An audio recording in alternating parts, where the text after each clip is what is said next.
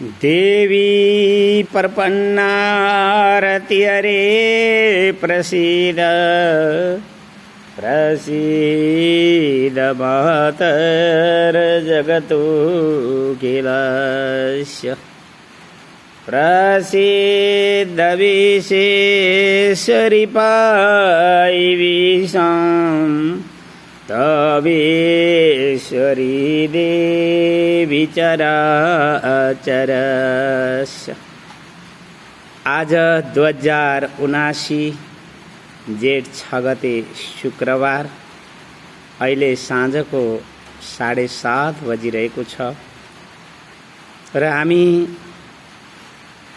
वैदिक विज्ञानको अनुसन्धान साथ दैवी सिद्धिको अनुसन्धान गर्नेतर्फ गइरहेका छौँ र यो 2079 लाई दैवी सिद्धि अनुसन्धान वर्षको रूपमा लिएको हुनाले मैले जति पनि सामग्रीहरू छन् तिनीहरूलाई गौरशंकर घाट नामको युट्युबमा पठाइरहेको छु र आज मलाई बाहिर पानी परिरहेको छ र यो प्रकृति दैविक कला विभूति को अनुभव साथ एउटा के अनुभव गरिरहेको छु भने कि हामीले हाम्रो वैदिक सनातन धर्मलाई संरक्षण गर्नु छ भने हिन्दू समाजलाई शोधन गर्नु अत्यावश्यक छ। त्यसै कारणले यी आवाजहरूलाई मैले हाम्रो हिन्दू समाजमा देखा परेका विकृति विसंगति र ती अन्धविश्वासका विचारहरूलाई खोतल्दै देखिएका कारणले हामीले त हिन्दू समाजलाई शोधन गर्नुपर्ने देख्यौं र हामीसँग वैदिक प्राचीन शास्त्रहरू छन्। हामीसँग आज पनि आत्रेय ऋषि वंशको रक्त नस्ल बलहरू छन्।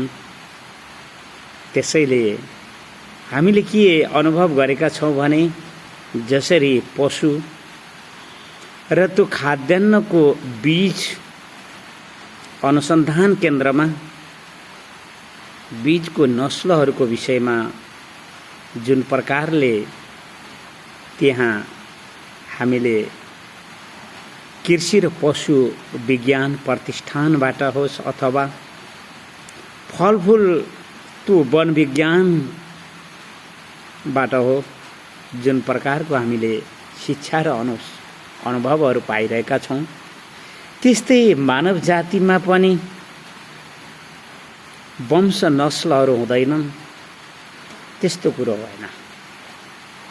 आज हामी एउटा बहुदलीय राजनीतिको अस्वस्थ प्रतिस्पर्धाको वातावरणमा उभिएका छौँ र हामीले वैदिक सनातन धर्मलाई लथा लिङ्ग भत्ता भङ्ग लछार पछार पार्ने प्रयासहरू गरिएको त्यस प्रकारको वातावरणमा जुन प्रकारले हिन्दू समाजलाई हामीले अनुभव गरिरहेका छौँ त्यस अनुभवबाट हामीले के बोध गर्यौं भने कि पहिलो कुरो त हामीसँग प्राचीन शास्त्रहरू हुँदाहुँदै दैवी सिद्धिहरू नहुनु यो हाम्रा निमित्त अत्यन्त कमजोर पक्ष हो। त्यसैले हामीले दैवी सिद्धिको अनुसन्धान गरिरहेका छौँ।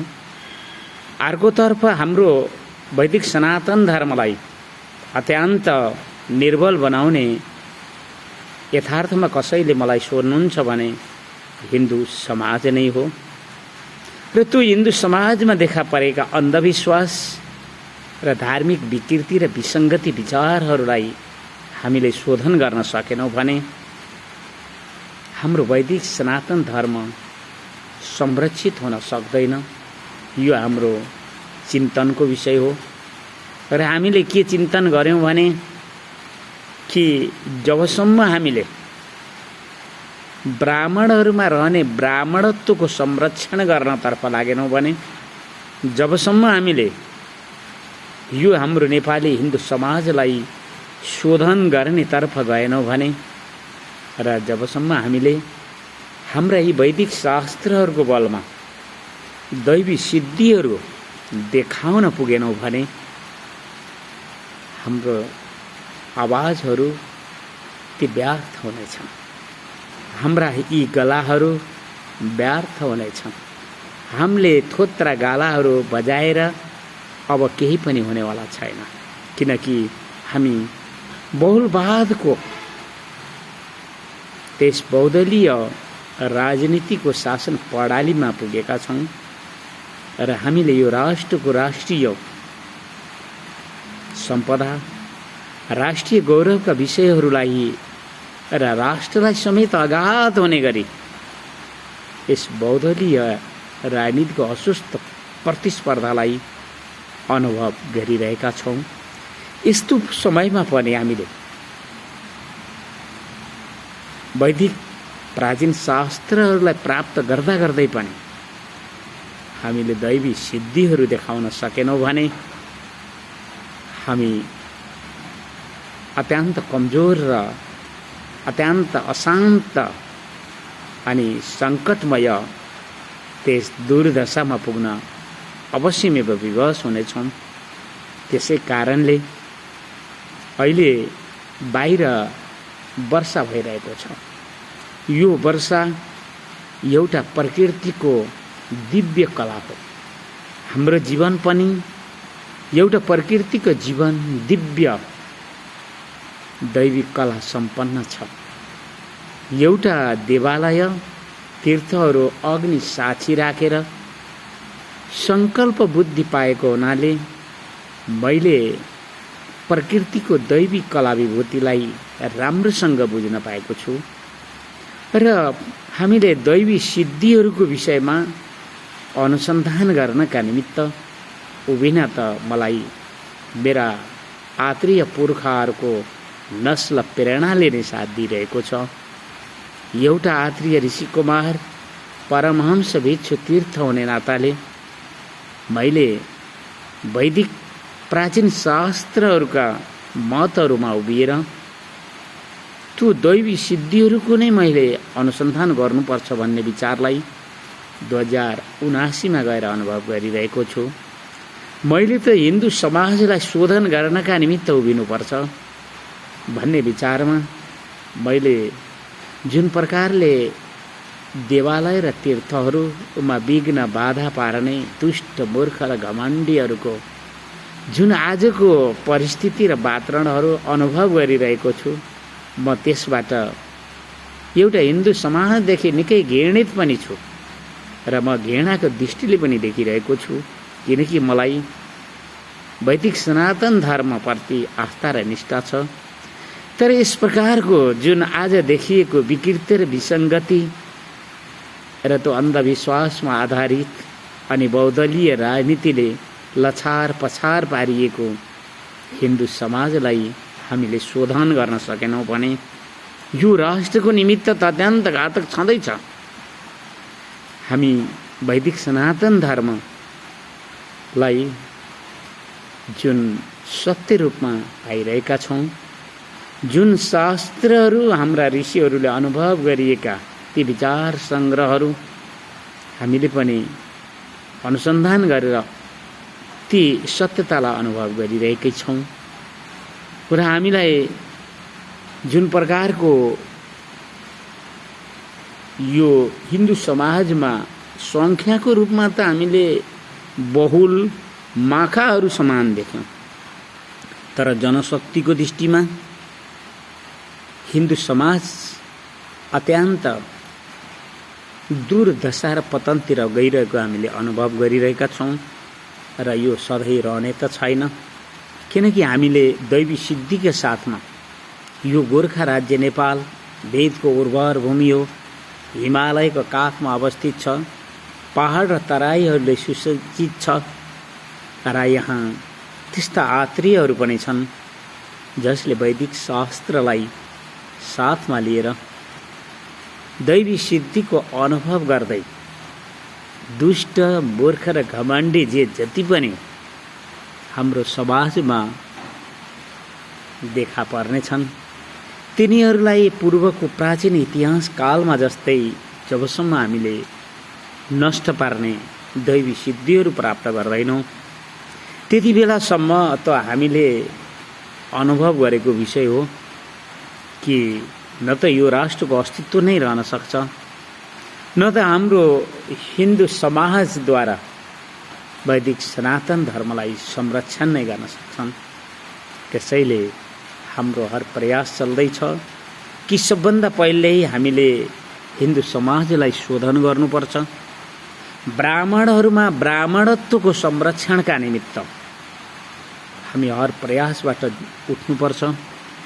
जबसम्म ब्राह्मणहरूमा ब्राह्मणत्व संरक्षण हुँदैन, नाम मात्रका ब्राह्मण र खेतला ब्राह्मणहरूद्वारा हाम्रो वैदिक सनातन धर्म संरक्षित हुन नसक्ने हामीले अनुभव गरिरहेका छौँ। र जब वैदिक सनातन धर्म नै संरक्षित हुन सक्दैन भने हाम्रो हिन्दू समाजमा देखा परेका जे जति पनि ती धार्मिक वातावरणहरू छन् यी सबै अत्यन्त घातक स्वरूपमा छन्।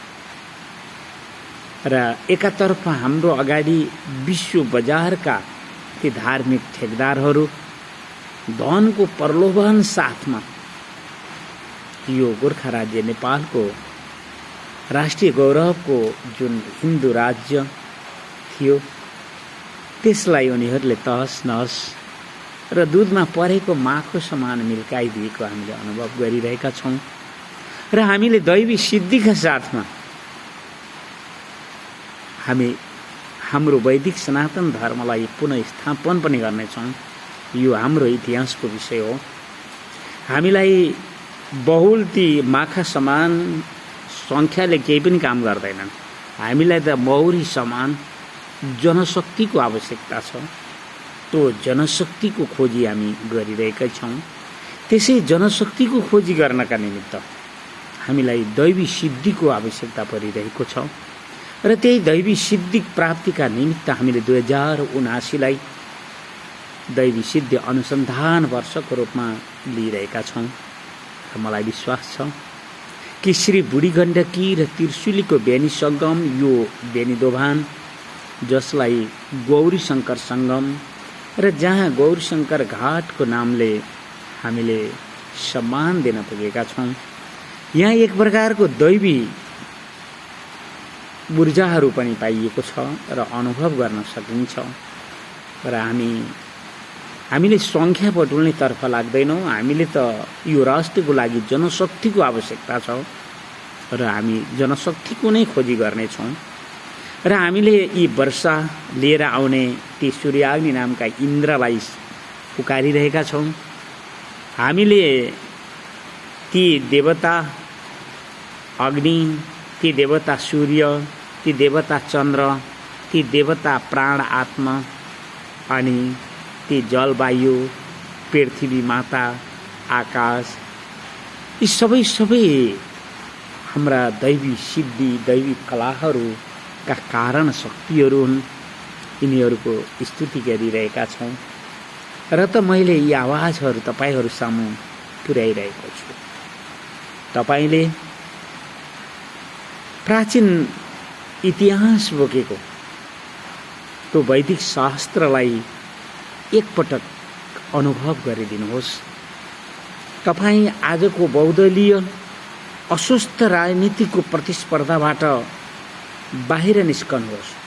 यो राष्ट्रको हितका निमित्त, यो राष्ट्रको संरक्षणका निमित्त आउनुहोस्। अब हामीले सङ्ख्याको संरक्षण गर्नेतर्फ जाने होइन। अब त हामीले वैदिक सनातन धर्मलाई संरक्षण गर्नका निमित्त उभिनु परिरहेको छ। त्यसैले हामीले दैवी सिद्धिहरूको प्रयोग गर्नु परिरहेको छ। हामीलाई सडक र सदनको आवश्यकता छैन। हामीलाई वैदिक शास्त्रहरू र हामी त्यो वैदिक शास्त्रहरूले फल दिने समयका साथमा पुग्नु परिरहेको छ। आत्रीहरू जुन हामी वैदिक शास्त्रहरूमा अनुभव गरिरहेका छौँ त्यहाँ उनीहरूको नस्ल नै त्यस्तो प्रकारको हामीले अनुभव गऱ्यौँ कि उनीहरूले दृढ भीष्म प्रतिज्ञा साथमा लागि परे भने उनीहरूका पूर्वजहरूले उनीहरूलाई साथ दिन्छन् भन्ने कुरालाई म एउटा आत्रीय ऋषिकुमार, आत्रीय परमहंस भिक्षु तीर्थ हुने नाताले पनि मैले यो अनुभव गरिरहेको छु र एउटा देवालय र तीर्थहरू अग्नि साँची राखेर यी देवालय र तीर्थहरूलाई विघ्न बाधा पार्नेहरू, दुष्ट मूर्ख र घमण्डीहरूलाई सूर्याग्नि नामका देवतालाई साँची राखेर श्रापको प्रयोग विधि पनि देखिरहेको छु। आखिर देवालयमा कस्ता प्रकारका दोषहरू देखिन्छन्? आखिर देवालयमा जुन सङ्कल्प गरिएका ती दोषहरूका श्रापहरूले के कस्तो वातावरणलाई भुत्ल्याउँदो रहेछ त्यो पनि देख्नु परिरहेको छ। र होइन, देवालयमा त्यस प्रकारका कुनै पनि न त सङ्कल्प शक्तिको प्रभाव पर्छ, न त ती सूर्याग्नि नामका देवताहरूको साँची राखिएका श्रापहरूका प्रभावहरू पर्छन् भने त हामीले अन्धविश्वासलाई संरक्षण गर्नका निमित्त हामी हिन्दू धर्मको आवाज निकालिरहनु पर्ने कुनै पनि आवश्यकता छैन। किनकि हामीले विश्व मानव जातिलाई मानवताको शिखरमा पुर्याउने, मानव सभ्यताको इतिहासलाई संरक्षण गर्ने वैदिक शास्त्रहरू देखिरहेका छौँ र वैदिक शास्त्र हुनाले नै हामीले दैवी सिद्धिहरूको खोजी गरिरहेका छौँ। जबसम्म हामीसँग दैवी सिद्धिहरू हुँदैनन् त्यति बेलासम्म हामीले न त हिन्दू समाजलाई शोधन गर्न सक्यौँ, न त हामीले हाम्रो गोर्खा राज्य नेपालको अस्वस्थ बहुदलीय राजनीति शासन प्रणालीलाई होत्याउनका निमित्त सामर्थ्य र शक्ति पाउने वातावरण नै देख्यौँ। किनकि जसरी हाम्रो यो राष्ट्रको राष्ट्रिय गौरव हिन्दू राज्य नेपाललाई यस बहुदलीय राजनीतिले दुधमा परेको माखु समान मिल्काएको छ, हामीले पनि त्यसै प्रकारले दैवी सिद्धिका साथमा यहाँ के कस्ता सङ्कटहरू आउँछन् त्यति बेला केवल जनशक्ति मात्र बच्न सक्नेछ, जनसङ्ख्यालाई कसैले पनि संरक्षण गर्न सक्ने छैन। त्यो दिन ती दैवी प्रयोगहरूबाट देवताहरू असफल छन्। त्यसो भन्न त मलाई यो बाहिर अहिले वर्षा भइरहेको छ, त्यो वर्षा गराउने ती मेघहरू, ती सूर्याग्नि नामका देवता इन्द्र, ती वायु देवता, ती वरुण देवता सबैको सहकार्यबाट जुन दैवी कलाहरू अनुभव गरिएको छ, त्यही दैवी कलाहरूको विषयमा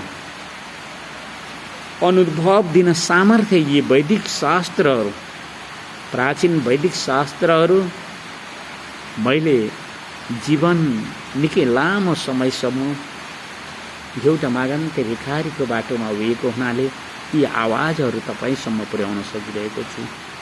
किनकि मैले त प्रकृतिको खुला विश्वविद्यालयमा माताहरूका आशीर्वाद र कृपाले शिक्षा पाएको मान्छे हुँ र मैले वैदिक शास्त्रहरूलाई जहाँसम्म देख्नु थियो र अनुभव गर्नु थियो त्यहाँसम्म अनुभव गरेर चेतन आत्माको विश्वास गरेँ र मैले परमात्मा योगको विषयमा अनुभव गरेँ। र मलाई के लाग्यो भने यो राष्ट्रका जो हिन्दूहरू हुन्, यी हिन्दूहरू नै वास्तवमा अत्यन्त गलत छन् र जबसम्म हिन्दू शोधन हुँदैन त्यति बेलासम्म वैदिक सनातन धर्म संरक्षण हुन पनि सक्दैन। जन्मले कोही पनि ब्राह्मण हुन सक्दैन, ब्राह्मण कर्मले हुने गर्छ। ब्राह्मणहरूमा सदाचार हुनु आवश्यक छ। सदाचार भन्नाले सत्य, तप, दया र दान। अनि ब्राह्मणहरूमा वैदिक शास्त्रहरूको शिक्षा लिने र शिक्षा दिने, वैदिक कर्महरूको यज्ञ गर्ने र यज्ञ गराउने, अनि तिनै कर्महरूका साथमा दान लिने र दान दिने, यी 10 प्रकारका गुणधर्महरू जुन जुन ब्राह्मणहरूमा देखिँदैनन् ती ब्राह्मण होइनन्, ती ब्राह्मणका रूपमा यो वैदिक सनातन धर्मलाई पतन गर्ने महारोगी हुन् भनेर मैले यिनै आवाज तपाईहरुलाई सुनाइरहेको छु। र तपाई आफैले पनि अनुभव गर्नुहोस् कि वैदिक शास्त्रमा ब्राह्मणहरूको कर्म के थियो, ब्राह्मणहरूको कर्तव्य के थियो, क्षेत्रीयहरू को थिए र वर्णाश्रम जुन व्यवस्था हो त्यो वर्णाश्रम व्यवस्थाले यो मानव समाजलाई मानव सभ्यतातर्फ ब्याएको थियो कि मानव समाजलाई अन्याय र शोषण गरेको थियो। यो त वैदिक शास्त्रलाई जसले पचाएको छ, अनुभव गरेको छ र दैवी ती पद्धति र दैवी ज्ञानहरूमा पुगेको छ उसलाई अनुभव हुने विषय भन्दै मैले आजको यस दृश्य भिडियोलाई यतै रोक्न जाँदा जाँदै हर विश्व मानव जातिलाई सिर्जना गर्ने ती देवी आमाहरू जो सभ्य पनि छन्, अनुशासित पनि छन्, शिक्षित पनि छन् अनि जो विश्व मानव जातिकै गुरुहरू पनि हुन् र विश्व मानव जातिलाई उनीहरूले भरण पोषण र संरक्षण गर्ने प्रकृति शक्तिहरू पाएका छन्। ती सबैको हामी सबैले सदुपयोग गर्न सिकौं र उनीहरूलाई सम्मान र सेवा दिँदै हामीले हाम्रो वैदिक सनातन धर्मलाई संरक्षण गर्नका निमित्त हिन्दू धर्मलाई शोधन गर्न अनिवार्य छ भन्ने विषयलाई पनि सबैले बुझौं भन्दै म मेरा आवाजहरू यतै रोक्छु। देवी प्रपन्नार्ति हरे प्रसीद प्रसीद मातर जगतोऽखिलस्य प्रसीद विश्वेश्वरि पाहि विषं त्वमेश्वरी देवी चराचरस्य। हस्त धन्यवाद।